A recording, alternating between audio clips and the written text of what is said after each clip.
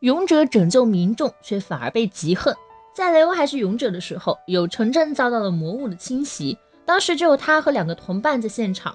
白发老头是亚拉齐尔，他的 AOE 魔术会将范围内的魔物和人类全部杀死，但是没关系，反正旁边的奶妈提亚雷斯能复活。说着，亚拉齐尔就准备放魔法，人类和魔物一同承受着高温带来的灼热痛苦。雷欧却看不下去，一刀将那个还未成型的法阵斩碎。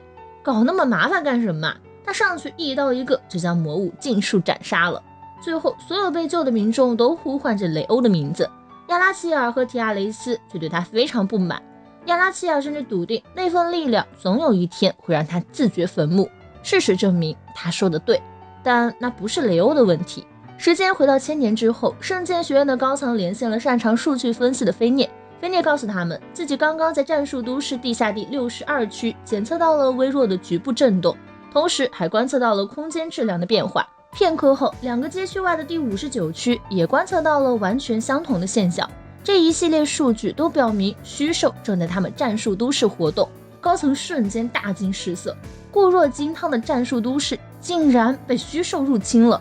另外2个工作人员立刻确认了菲涅刚刚发来的数据，并且推测出了入侵路径，那就是浮动模块集群构造上的接合口和缠绕口等缝隙。紧接着，他们又在31区检测到了轻微的防壁损伤，说明那只虚兽还在不断移动着，很有可能为了优先入侵，在故意抑制活动量。高层反驳虚兽没有那种程度的智慧，菲涅就对他发出了灵魂质问：那你们找到失踪的结晶了吗？话音刚落，会议室又收到了一份报告，说是某地下仓库有像植物根一样的东西密集生长着，无数证据都在证明他们战术都市的确是被入侵了。菲涅让雷吉娜和笑耶随时准备好行动，自己则去查看谢利亚现在的情况。此时的谢利亚和雷欧正在跟阳光之家的孩子们一起吃饭，小孩子们缠着雷欧想要看看他的圣剑。很快，高层安排的增援部队就去了那座地下仓库，没想到那些树根突然活了，联络信号也被中断。这座战术都市对空中目标很强，地下却很薄弱，事已至此也只能通知民众尽快撤离了。他们想寻求其他都市的帮助，结果信号被隔断，连出差的司令都联系不上。就在这时，地下仓库的通信恢复，增援部队说那东西逃走了。这再一次说明入侵的虚兽是有智慧的，他在保存实力。菲涅和工作人员一起检查了能量供给线发出的损伤警报，发现这虚兽的目标很有可能是魔力炉。魔力炉拥有巨大能量，一旦被虚兽获得，势必会引起大狂骚。魔力炉周围有强大的拦截系统，同时还有大量支援部队前往，即便如此，也没能迅速压制住那些树根。在双方交战之时，高层迅速确立了代理司令，并且决定将这只虚兽视为虚兽君主。第7战术都市也将切换到堡垒模式，让民众到避难所避难，全体战斗人员做好大狂躁的准备，大家有条不紊地做好自己的职责。终于，树根还是刺破了魔力炉，开始吸取里面的大量能量。魔力炉负责供给整个都市的运转，所以阳光之家的电灯也开始闪烁。紧接着，警报声响起，西利亚和雷欧立刻跑了出去，这才发现天空还被破了几个洞，里面正源源不断飞出大量虚兽。不过，已经切换成防御模式的中央塔也升起了一座座炮台，这座都市俨然已经变成了孤岛。帝都最少也要3天后才能前来支援。圣剑学院的负责人向高层表示，他们肯定能撑得住。他对圣剑学院的学生很有信心，而学生们也没有辜负大家的期望，已经纷纷出去做自己该做的事情了。除了炮台的无差别攻击，就是他们各自的圣剑力量了。谢利亚的几个室友相继召唤出自己的圣剑，谢利亚却联系不上学院，只能赶紧回到阳光之家，准备先把大家带到避难所。夏利趁机现身，告诉了雷欧现在的状况，问他想怎么做。雷欧让他去保护自己眷属的那些伙伴，夏利只能不情不愿地去了。他刚离开，谢利亚就带着孩子们出来，然而街上到处都是虚兽，更加危险。谢利亚只好又让大家回去，自己挺身而出，准备战斗，手握圣剑，一剑戳死一个。而雷欧更是一个火焰魔法就能烧死一大片。不过这样下去也不是办法，天空又破了一个洞，这次里面钻出来的是一个大家伙。另一边，雷奇娜他们所在的方位也出现了一只海德拉级别的虚兽，赫然是一只五头蛇，而雷欧这边的是一头巨龙。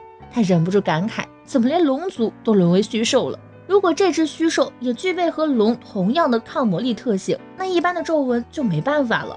雷欧需要施展超位魔法，在吟唱咒语期间就由谢利亚来保护他，一边吟唱还要一边在心里强调，我才不是想要保护这座城市，我只是不能对那些挑衅魔王以及眷属的家伙置之不理。说完后挥起魔杖指向面前的巨龙，随着法阵显现，巨龙上空瞬间飞来无数火球，将其击落在地。没想到这头巨龙专挑软柿子捏，扭头朝谢利亚射出一记吐息，然后面向雷欧。但是雷欧现在的身体短时间只能高速吟唱一次，无计可施之时，布莱卡斯突然窜了出来，一口咬住了巨龙的脖子，刚好为雷欧争取了时间。他施展了另一个超位魔法极大抹消，强大的威压将巨龙彻底压垮，最终碎成渣渣，缓缓消散。然而下一秒，巨龙身下的地面突然开裂，里面伸出几条树根，将毫无防备的谢利亚拽了下去。雷欧想追上去，却被树根阻拦。那些树根缓缓汇聚成了一个老熟人的模样，竟然是亚拉齐尔。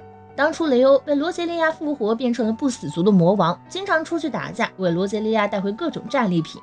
这次他回来后，高兴地告诉罗杰利亚，自己交到了新朋友，是影之王国的王子，也就是布莱卡斯。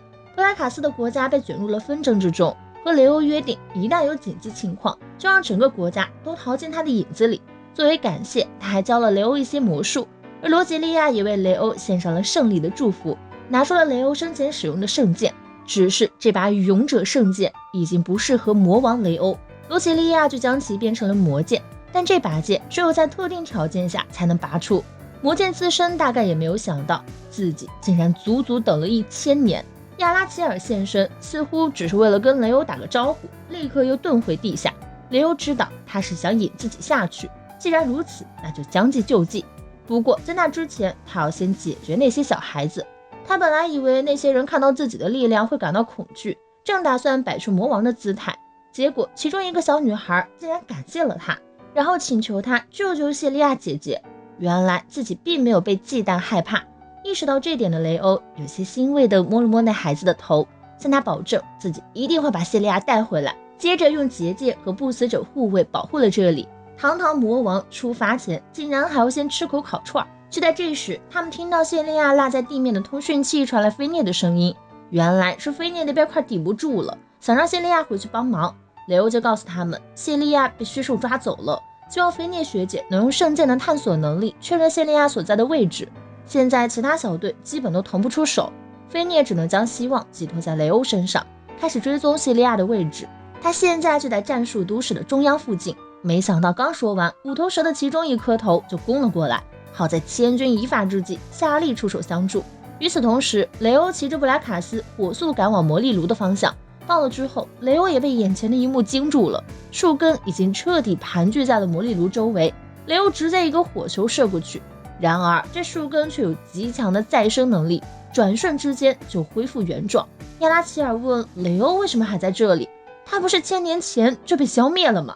得知雷欧是封印灵魂转生后，也不屑一顾，毕竟时代已经变了，世界会与虚无之星一起再生，而他却是被选中的继承福音者。说完后，树根上钻出了一张张人脸，雷欧认出来，这是当年神圣教团的僧侣，竟然全都被亚拉齐尔给吸收了。另一边，谢利亚也苏醒过来，身体却被树根查得结结实实。听到谢利亚的声音，雷欧和布莱卡斯立刻冲了上去，可是不管他们用什么魔术，对亚拉齐尔造成的伤害都会迅速恢复。除此之外，他们的魔术威力也被弱化，因为这里是亚拉齐尔的领域，他们的魔力会被吸走。就在这时，亚拉齐尔释放了第8级的神圣魔术，空中的无数法阵齐齐射出圣光神灭炮。雷欧的肩膀还不小心中了一击，立刻挥舞法杖反击，却被亚拉齐尔的屏障给弹了回去。现在局势对他们非常不利，谢利亚也清楚这一点，极力想冲出树根和雷欧并肩作战。他的手中幻化出了圣剑，不顾被树根紧勒着的疼痛，试图移动圣剑。突然，他的血液里出现了几枚锋利的血片，那些血片弹射出去，割断了树根。雷欧也终于察觉到了谢利亚的位置，将自己的一滴血射入了他的身体。谢利亚瞬间觉醒吸血鬼女王的力量，两人在空中拉住了对方的手。不过谢利亚还不习惯这股力量，差点掉下去，幸亏雷欧及时抱住他。现在两人终于可以并肩作战。结果亚拉希尔突然爆发出强大的力量，这是第10阶梯的多重咏唱。难道他想和这座都市同归于尽吗？但是雷欧可不允许，他需要一段时间咏唱，让谢利亚保护自己。谢利亚就不断挥舞圣剑，为雷欧争取时间。布拉卡斯没有想到，雷欧想出来的解决方法是拔出那把魔剑，提醒他别忘了那意味着什么。当初罗杰利亚为魔剑设定的拔出条件是守护王国，所以想要打出这把魔剑，雷欧需要先将这片土地定为自己的王国，而住在这里的就都是他的臣民，是他应该守护的子民。吟唱完解封魔剑的咒语后，魔剑也给予了雷欧的回应，一剑就将亚拉齐尔彻底摧毁。不过那老头临死前还念叨着，毁灭的命运是绝对不会被改写的。雷欧却毫不在意，命运什么的他会亲手蹂躏他。